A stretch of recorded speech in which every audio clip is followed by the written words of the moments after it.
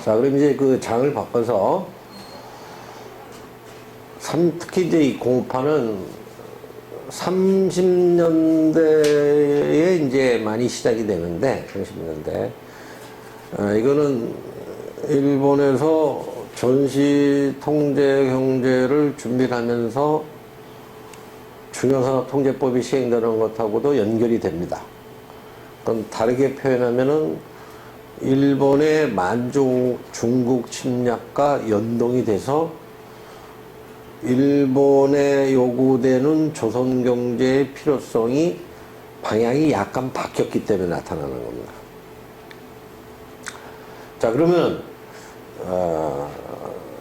뭐 조선공업화의 본질이라고 하는 건 이게 나타나는 이제 현상을 얘기를 하는 거고요. 지금 얘기했듯이 일본이 만주와 중국 침략을 구상을 하게 되면서, 그리고 그걸 실현을 하게 되면서 조선 경제에 대한 일본의 요구 방향이 약간 바뀌었다는 걸 의미하는 겁니다. 아까 제가 한반도라고 하는 것이 일본이 만주를 침략을 할 때 이게 교두보가 이제 되니까, 교두보가 되니까. 만주라고 하는 데는 여러분들 지금도 가보셨겠지만 그 드넓은 평야, 그리고 땅도 옥토가 많아요. 그래서 만주에서 지금 쌀 농사는 지금 중국에서는 걸 동분만주라고 그러는데, 사실은 조선족들이 퍼뜨린 겁니다. 쌀 농사를 짓는데 익숙한 사람들이 만주에 정착을 하면서 관계시설을 만들고 하면서 조선 사람들이 쌀을 생산하고. 그러니까 만주라고 하는 쌀 생산지대가 이제 생기고 조선 경제 상황이 약간 바뀌어요. 그래서 아까 말씀을 드렸듯이 일본이 중요산업통제법으로 가게 되니까 일본의 중심에서 밀려나선 주변부 자본들이 이제 조선으로 오게 되고 이런 상황이 되는 거예요. 그런 거하고 아울러 그 조선 농촌이 이제 불안해지고 이런 여러 내외적인 상황이 어우러져서 공업화라고 하는 게, 이건 조선 총독부가 당시에 명명한 말이에요. 공업화라는 게 이제 시작이 되는 겁니다. 일제의 필요에 의해서 일단 시작이 된 겁니다. 일본이 중국과 만주를 침략하는 데 있어서 조선의 요구 방향이 좀 바뀌었다.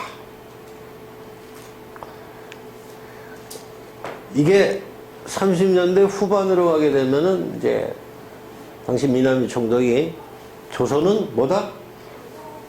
병창기지다. 이렇게 표현했습니다. 병창. 이건 제가 한 말이 아니라 당시 총독이 이렇게 쓴 말입니다. 요거는 공업화 정책의 내용이 뭐다라고 하는 게 이 표현에서 드러나라고 생각합니다. 결국 이제 이 침략 수단인데 유감스럽게도 30년대 후반으로부터 가면 갈수록 병창기지를 위해서 필요하긴 한데 생산성은 떨어지고 공장 가동률도 떨어집니다. 이게 딜레마예요. 이 농촌에서의 상황하고 똑같은 겁니다. 자재와 자금이 들어가야 생산성이 높아가고 가동률도 높아질 텐데 자재 조달도 안 되고 자금 조달도 안 되니까, 근데 병창기지화 정책은 가야 되고 딜레마입니다. 이런 상황 속에서 조선인 자본들은 이제 두 가지입니다. 자본 기업은 이제 몰락을 하게 되고 노동자 대부분은 이제 미숙련 노동에 이제 집중. 이 구조는 전혀 바뀌지는 않는다. 기본적으로 해방이 될 때까지. 뭐 공업화 얘기하면서 늘 쓰는 말이 있죠. 일제 지배를 받았기 때문에 자본주의를 배우고 기업 경영을 배웠다. 뭐 이런 표현도 있죠. 과연 그럴까? 생각해봅시다. 제일 먼저 이제 이거를 제가 끄집어냈는데요. 이런 말 많이 해요. 뭐 일제 지배가 있었기 때문에 기업 경영 능력을 배웠다. 나중에 7강에서 철도를 얘기를 하겠습니다만은 일제가 철도를 깔아줬다. 자, 그러면은 제가 몇 번씩 이것도 강의 모드에서 말씀을 드렸던 건데, 좀 가정의 서술에서 좀 벗어나서 볼 필요가 있다. 그럼 주권국가였다면은 이런 걸 못하나? 학교를 못 세우나? 철도를 못 세우나? 이 가정이 좀 잘못된 겁니다. 이 깡패라는 말이 일제시대 때 생겼는데, 요게 영어가 일본말로 이렇게 된 걸 거예요. 깽패거리. 깽패거리. 그럼 일제시대가 아니었으면은 이런 깽패거리가 안 생겼겠습니까? 그렇게 얘기는 하지 않죠. 왜? 근데 거꾸로 이렇게 가정을 달면은 사람들이, 그렇지 않나? 이렇게 생각을 하는지, 그냥 한번 상식적으로 생각을 해보면은 이런 거는 얼마든지 풀릴 수 있다고 생각합니다. 그럼 누가 누구를 위해서 해주는 경우가 이 세상에 없죠. 뭐 개인 간의 관계는 그럴 수 있겠습니다만은 국가, 집단 대 집단일 경우에는 뭘 위해서 시혜적인 정책을 한다, 안 한다라고 하는 개념은 경험상, 현실 경험상 성립되기는 좀 어렵다고 봅니다. 자, 일본의 이제 필요에 의해서 아까 이 공업화가 이제 진행이 됐다고 제가 말씀을 드렸는데요.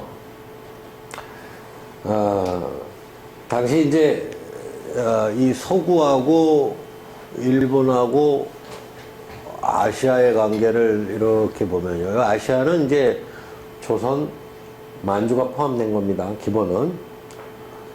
보면은, 이렇게 됩니다. 일본이 이제, 제가 아까 우리가 이제 미단작지대로 규정이 됐다고 얘기를 했는데, 또 지역에 따라서는 면화 생산도 강조가 됩니다. 면화. 특히 목포 지역 같은 데가 이 면화 생산이 많았던 데입니다. 그래서 목포에 가보면 조선 면화 생산의 발상지라고 하면서 조선 총독이 세우는 그 돌 표지판도 있어요. 오늘 그래서 면화를 생산해서 일본이 면 제품을 생산하면 아시아나 유럽으로 이제 팝니다. 그러면 아시아, 조선이나 만주로부터 식량이나 원료를 일본으로 들여오게 되고, 일본이 이게 자본주의 경제 수준이 높은 게 아니기 때문에 서구로부터 이제 중화공업 제품 같이 고부가 가치 쪽은 이렇게 들여오게 됩니다. 그러니까 이런 일본 경제가 이런 상황인데도 서구하고 이렇게 경쟁이 가능했던 거는 일본이 대만, 한반도, 만주를 그 광대한 지역을 지금 지배하고 있기 때문에 이 위치를 유지하고 있는 겁니다. 그럼 제가 아까 이제 그 공업화가 결국은 일본의 필요에 의한 거라고 제가 말씀을 드렸는데, 조선 내에서는 민주운동이 이제 전국적으로 급격하게 일어나게 되고, 식민 통치가 안정성이 실제로 위협을 받아요. 이거는 조선 총독과 관료들이 실제로 얘기를 했던 것들입니다. 그리고 그거는 행정 관료의 측면에서 보면은 식민 통치를 맡고 있는 담당자로서는 문책 상황이 되기도 합니다. 문책 상황. 자, 일본은 대공황을 계기로 해서 전쟁 수행을 위한 엠블럭을 이제 형성하게 됩니다. 일본, 조선, 만주를 잇는 블록 경제를 구성하게 됩니다. 통제 경제가 시대각되니까 일본에서 주변부 자본이 이제 발생을 하게 되고. 근데 이게 탈출구가 없으면 이것도 사회 문제가 됩니다. 그래서 조선으로 이제 들어오게 됩니다. 조선 총독부는 이로 인한 상황이기 때문에 주변 비용이 또 필요해요. 양자의 이해관계가 밀려서 공업화라고 하는 게 이제 배경이 되는 겁니다. 근데 이렇게 전년대 전반기는 공업화라고 하는 게 일본의 정치적 배경이 있고 또 조선사회 내의 식민통치적 배경, 식민통치의 안정성을 위한 필요성, 그 배경이 있고 경제적으로는 일본에서의 주변부 잡어 탈출구로서의 조선, 이런 여러 가지 이유가 이제 겹쳐 있었지만 30대 후반에 이게 되면은 이제 완전히 병참 기지로 다시 규정. 이거는 앞 시대하고 또 의미가 틀리게 됩니다. 여기는 경제 논리가 일정하게 작용을 한다고 본다면 이거는 이제 경제 논리보다는 뭐죠? 군사 논리, 전쟁 논리, 정치 논리가 더 선행하게 되는 겁니다.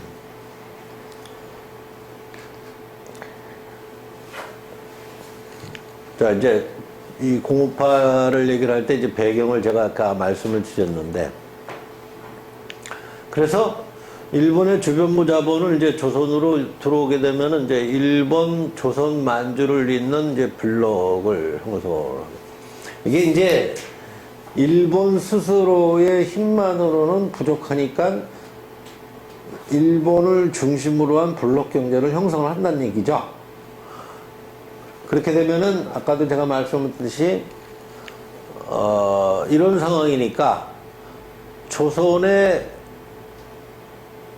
유효성, 필요성, 활용 방도가 일본으로서의 활용 방도가 방향이 약간 바뀌었다고 말씀드렸죠. 그래서 일정하게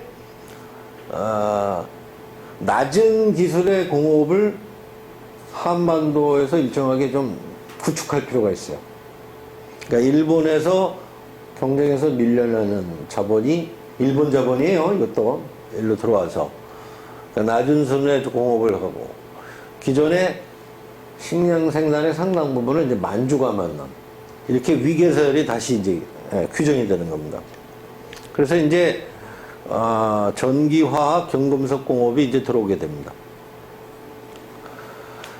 그 요거하고는 좀 별도의 문제이긴 합니다만은 1930, 40년대는 광업이 좀 증산인데요. 광업. 주로 뭐죠? 일본의 대외 결제에 필요한 금. 그 다음에 군수물자 필요한 물품들.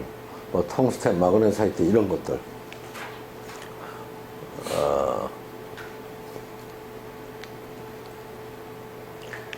병참기지화 정책은 이제 30대 후반부터 이렇게 쓸 수가 있는데, 요 용어를 쓴 사람이 이제 요 미나미 총독입니다. 이 양반은, 전형적인 군인입니다. 아까, 전대 총독인 우가키 총독이 정치군인이라면, 이 사람은 이제 군인이야, 야전. 그 논리로 밀어붙이는 겁니다. 병참기지라고 하는 건 뭐죠? 조선의 모든 자원은, 인적 자원, 물적 자원, 자금은 전부 군수산업을 위해 집중한다.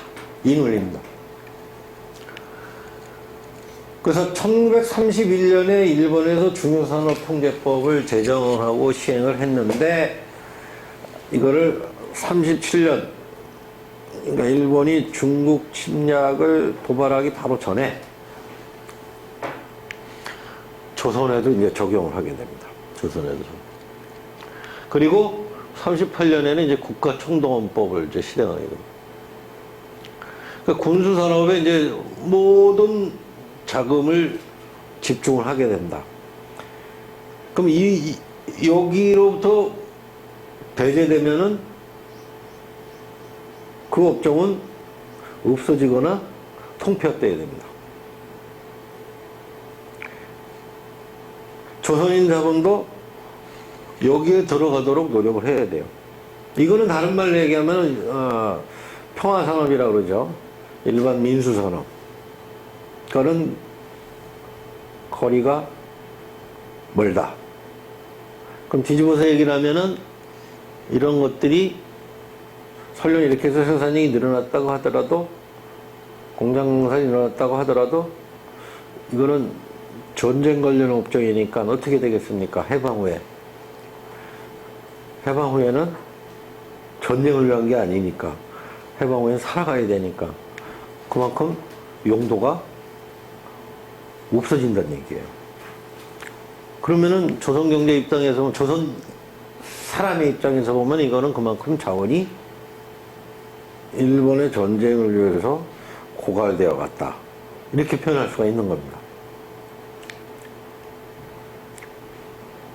아까 이제 자금 통제 부분을 제가 말씀을 드렸는데, 여기는 이제 물자 통제도 들어가게 됩니다. 통제. 그래서 이때 심리전 시대 말기에 이르게 되면은 우리가 좀 배급 체제라고 하는 게 뭐 공산주의 사회에서만 있는 게 아니라 일제 말기에도 이제 배급 체제가 이루어지고 시장 제도가 아니에요. 아까 얘기했던 공출 제도하고 더불어서 배급 체제하고 공출 제도가 이렇게 되면은 이미 이게 시장 경제가 아니죠. 이게 그러니까 조선 사람들을 통제하는데도 유리해. 이걸 활용을 해요. 그러니까 전시 체제에 당시 표현대로 하면 시국입니다. 시국에 협조하지 않는다라고 딱 해버리면은 배급 대상에서 빼버리면 돼요. 배급 대상에서 빠지면은 살아가기가 어려워지는 거죠. 살아가기가 어려워. 그래서 쭉 이러한 것들이 많아요. 나중에는 42년이 기업정비령까지 내립니다. 군수산업과 직접 또는 간접적으로라도 연결이 안 되면은 그건 정비한다. 그 의미예요, 이거는. 그러니까 평화산업은 의미가 없다. 그런 뜻으로도 해석이 가능한 겁니다. 이 병창기지화 정책의 특징이 광산개발입니다. 아까 제가 말씀을 드렸던 것 같아요. 그래서 이 전시체제기에 일제시대에 생산된 광산액의 대부분이 이 시대에 집중됩니다. 아까 제가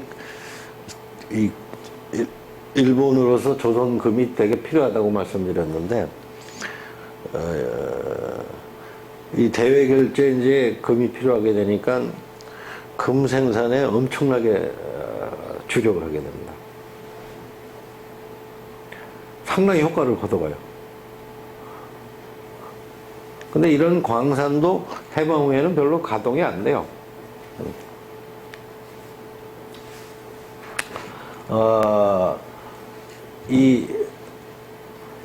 철도는 제가 다음에 다시 자세히 다루겠고요.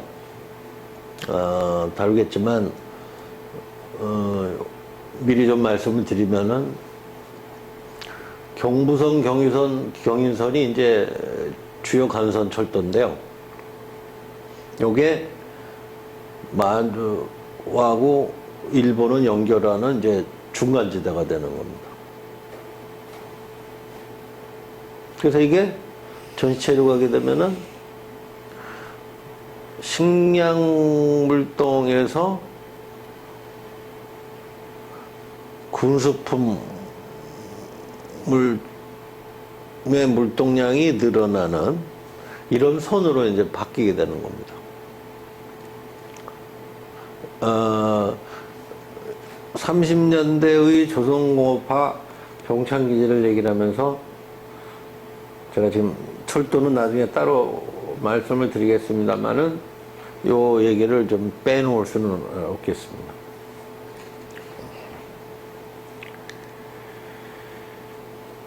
근데 이렇게 공업화가 이루어졌다고 하더라도 굉장히 놀랄만한 일은 간해공업이 1939년에도 22%가 존재합니다. 간해공업이. 물론 이제 20년대보다는 상당히 줄어들긴 했습니다만은 이 영역이 이제 굉장히 넓어진 거예요. 이게 넓어진 겁니다. 넓다는 의미입니다. 그러니까 당연히 공업화 또는 병창기지 정책을 서두르다 보니까 전체 산업 구조에서 농림수산업 비중은 많이 떨어져요. 농림사산업 비중은. 그래서 40년에 이르게 되면은 농림사업 비중이 한 64% 정도로 이렇게 떨어지게 됩니다. 근데 그 이유는 전체적으로 산업 전체 각 분야에 있어서 자재 조달, 인력 조달, 물자 조달이 자금 조달이 안 되기 때문에 전체적으로 생산이 턱 떨어지기 때문에 뭐 절대 비교하기는 좀 어려워요. 그래서 대략 한 40년까지 보면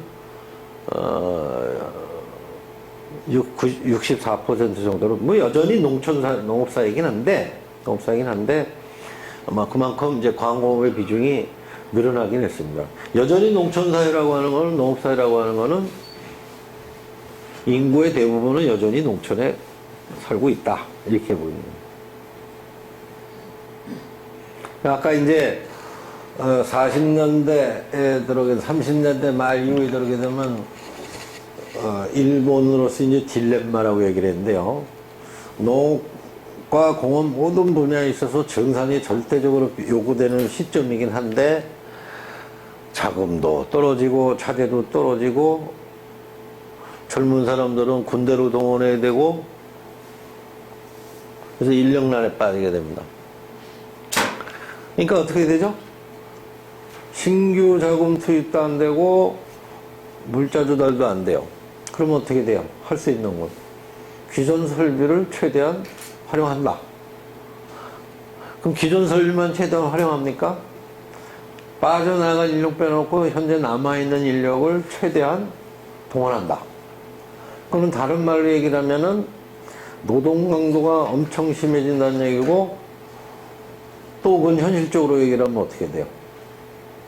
노동의 강제성이 그만큼 심해진다는 의미입니다. 당연히 그렇게 되면 어떻게 되겠습니까? 생산성이 떨어질 수밖에 없죠.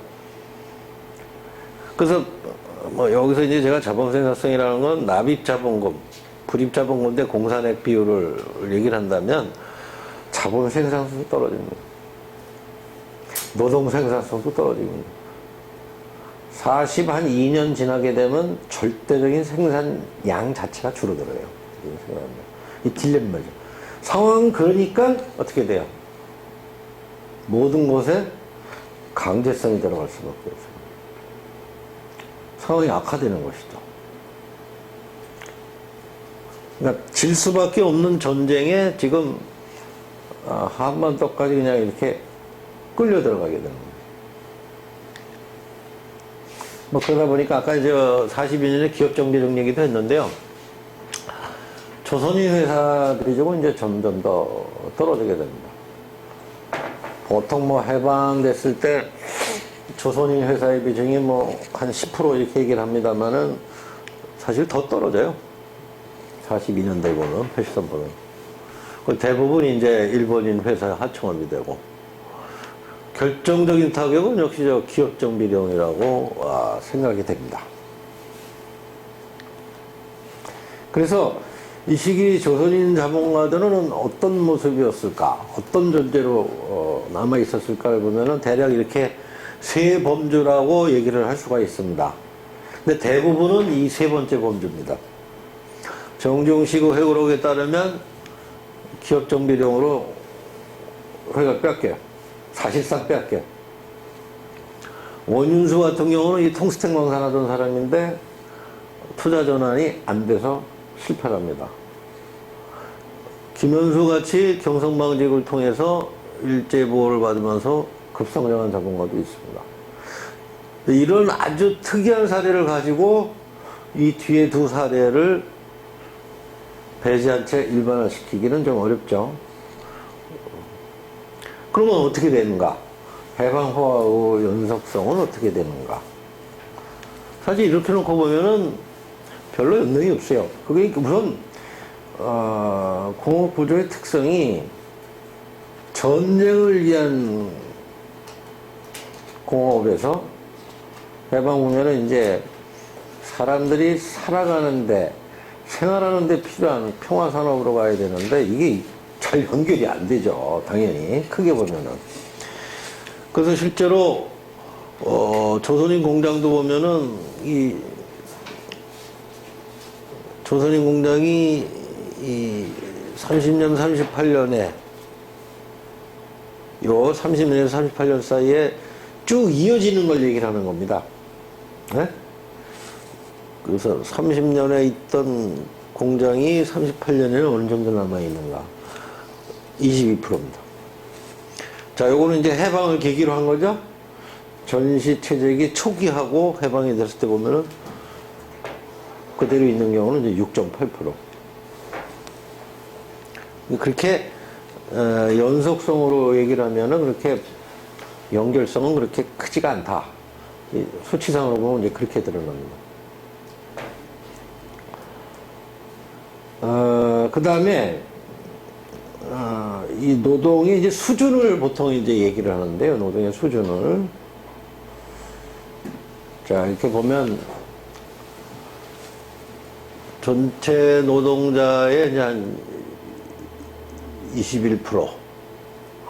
거기서 이제 총인구에서 공업종사자가 이제 5%고 농업종사자가 여전히 뭐 다 대다수인데요.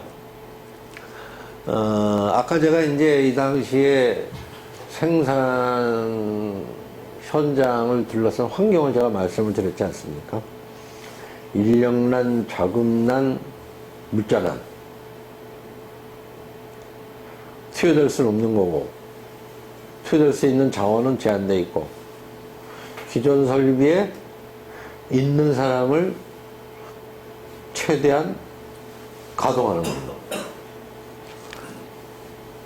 장시간 노동이 될 수밖에 없지. 이게 경제적인 반대가 안 되니까 결국 강제동원 성격이 돼야 됩니다. 점점 나이가 어린 사람까지 동원이 됩니다. 미숙년. 뭐 12시간 이상의 노동은 뭐 이미 이때는 일상적인 얘기였고요. 뭐 한때 공장 취업시간 제한령이라는 게 있어요. 12시간 이상 넘지 말라고. 근데 이것도 곧 폐지가 돼요. 공장 취업시간 제한령이 12시간을 기준으로 한다면은 이걸 제한했다는 거는 뭘 반영하는 거죠?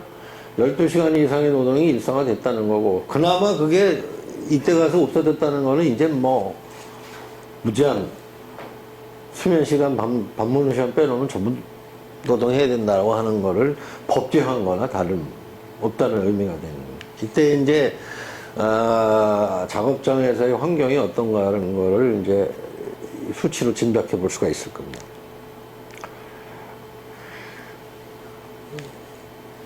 그러면 그나마 뭐 이렇게 공업화로 동원이 됐다 그러면은 조선인 기술 인력은 어떨까? 대부분은 고급 기술은 일본 사람입니다. 그러니까 어떻게 하냐면 고급 기술자는 일본에서 데려오고 한다는 게 기본 망침이에요. 기본 망침인데 나중에는 이제 안 되니까 일본인들도 군대를 가게 되고 징집이 되고 이렇게 되니까 자리는 이제 조선에서 어떻게 해야 되는 절박한 상황에 몰리긴 해요. 근데 문제는 그 이전까지 공업학교가 없었어요. 실업학교는 대부분 상업농업학교입니다. 근데 이거는 사실은 이 패턴은 식민시대 말기까지 지속이 됩니다. 하여튼 여기에는 이 식민지 교육정책이 드러나는 데를 볼 수 있듯이 뭐죠 이게? 조선 사람들한테는 기술교육 안 시키겠다. 이런 것도 깔려 있어요.